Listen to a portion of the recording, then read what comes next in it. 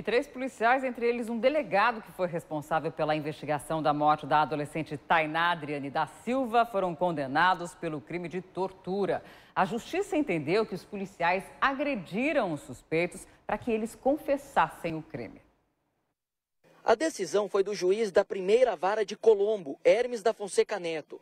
Nela, o juiz condena o delegado Silvan Rodinei Pereira a 9 anos e 4 meses de prisão por torturar suspeitos da morte de Tainá Adriane da Silva em 2013. Além do delegado, a justiça também condenou 2 investigadores da Polícia Civil, um por tortura e outro por tortura e estupro dos suspeitos.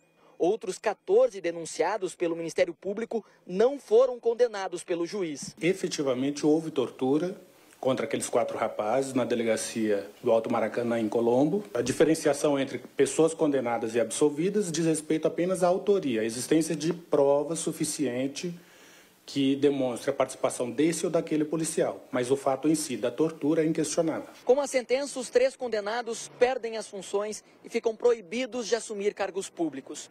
Silvan Rodinei Pereira foi o primeiro delegado a investigar a morte de Tainá e o responsável por prender os 4 suspeitos que confessaram o crime e chegaram a dar detalhes, mas que depois voltaram atrás e disseram que foram torturados e que por isso fizeram a confissão. Na época, exames da perícia comprovaram que Tainá, que tinha 14 anos, não foi estuprada e que o sêmen encontrado na roupa dela não pertencia a nenhum dos suspeitos presos.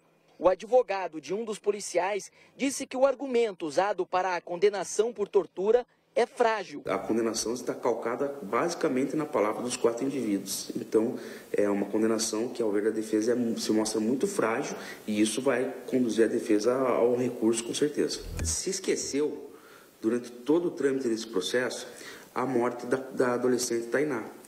E passou a se focar somente na suposta tortura que os 4 suspeitos teriam sofrido. Quem matou Tainá ainda é um mistério que continua sendo investigado pela Polícia Civil.